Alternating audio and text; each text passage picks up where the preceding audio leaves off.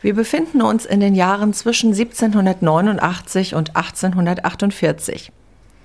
Wir sehen eine Gesellschaft und eine Landschaft im Umbruch. Die Gesellschaft ist geprägt von der Verbreitung der Ideen der Französischen Revolution, dass alle Menschen gleich seien und eine gleichberechtigte Würde besäßen.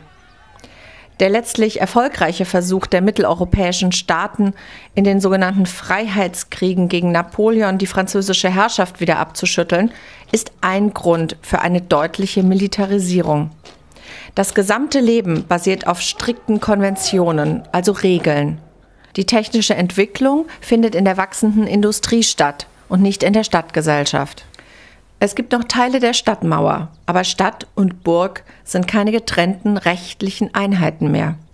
Die Burg ist Ausdruck für Herrschaft, beherrscht aber nicht mehr die Stadt oder das Land. Sie wird zur Militärakademie. Nur wer kein Bauer oder Jude ist, darf Offizier werden. In der Stadt gibt es Krankheiten und Tod wegen der fehlenden Hygiene. Die Cholera grassiert. Die sozialen Unterschiede sind deutlich sichtbar. Es gibt weder Kanalisation noch Müllabfuhr, aber immer noch viele Ratten und Ungeziefer. Ein Todesbrunnen symbolisiert diese fehlende Hygiene. Hinter der Kirche findet die Bestattung von Freiheitskämpfern statt, die bei dem Kampf für Demokratie gestorben sind. Dabei sind Pfarrer aller Konfessionen. In die Kirche wird eine neue Orgel angeliefert, um zu zeigen, dass es Wohlstand und Reichtum gibt. Die Kirche besitzt eine wichtige gesellschaftliche und soziale Funktion bei der Armenfürsorge. Hier eine Armenspeisung. Vor dem Rathaus steht ein Redner und vertritt die Ideen des Schriftstellers Heinrich Heine. Er fordert eine Liberalisierung der Gesellschaft und die Beteiligung aller Stände an sozialem Aufstieg und an gesellschaftlichen Errungenschaften sowie politische Mitbestimmung. Die deutsch-französischen Feste sind Symbole der europaweiten Verbrüderung der Demokratiebewegung. Der Markt wird zunehmend ersetzt durch die Entstehung von festen Läden. Die Stadt hat eine eigene Polizei, die sehr präsent ist. Hier wird von ihnen die Druckerpresse der liberalen Druckerei zerstört. Wachsende Zensur ist Ausdruck staatlicher Restriktion gegen demokratische Ideen. Der Park ist offen für die gesamte Stadtgesellschaft.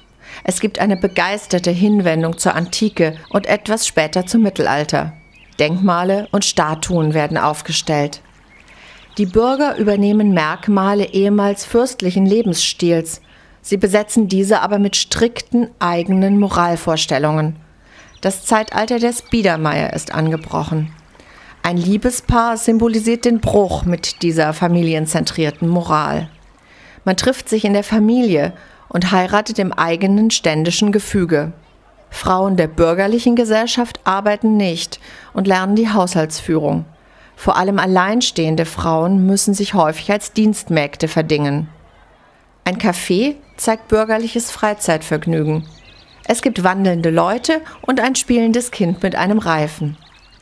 Die erste Eisenbahn, eine Dampflok, zeigt Fortbewegung und dynamische Entwicklung von Infrastruktur. Es finden erste erfolgreiche Gleitflüge statt, zum Beispiel durch die Brüder Lilienthal.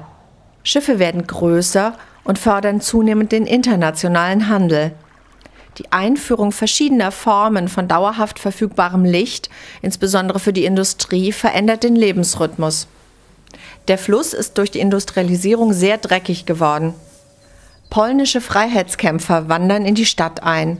Sie symbolisieren den bürgerlichen Aufbruch in Europa gegen absolute Herrschaften. Solche Bestrebungen scheitern meist in blutigen Aufständen. Der Landesherr lässt auch hier durch sein Militär Aufständische auf dem alten Richtplatz erschießen. Es gibt eine Manufaktur und die erste Fabrik. Die Maschinen ersetzen zunehmend den Menschen. Menschliche Arbeitskraft wird immer billiger. Die Landwirtschaft wird immer mehr verdrängt. Die Fabrikbesitzer sind die neuen Unternehmer. Den selbstständigen, freien Bauern gibt es zu dieser Zeit vielfach noch nicht. Der Versuch einer Bauernbefreiung, also der Ablösung der persönlichen Verpflichtungen der Bauern gegenüber ihren Grund- und Leibherren, bleibt unvollständig. Viele Bauern bleiben erbuntertänig, viele arbeiten in Heimarbeit oder sie werden zu Fabrikarbeitern. Es finden Aufstände gegen die Auswüchse der Industrialisierung statt, So zum Beispiel von den Webern.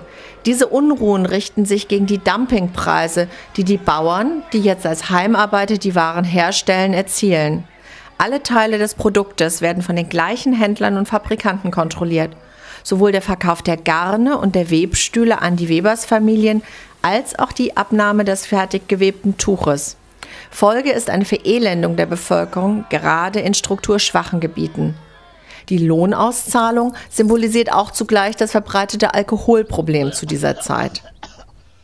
Die Kindesaussetzung vor der Kirche zeigt die tiefe soziale Not der Bevölkerung. Eine Arbeitervertretung gibt es noch nicht. Der Fabrikbesitzer lebt in seiner Villa neben der Fabrik, aber mit der Abtrennung zum Arbeiterviertel. Wenn er sich um seine Arbeiter kümmert, dann quasi als Vater gegenüber seinen unmündigen Kindern. Soziales Engagement ja, Mitbestimmung oder Gleichberechtigung als politischer Mensch nein.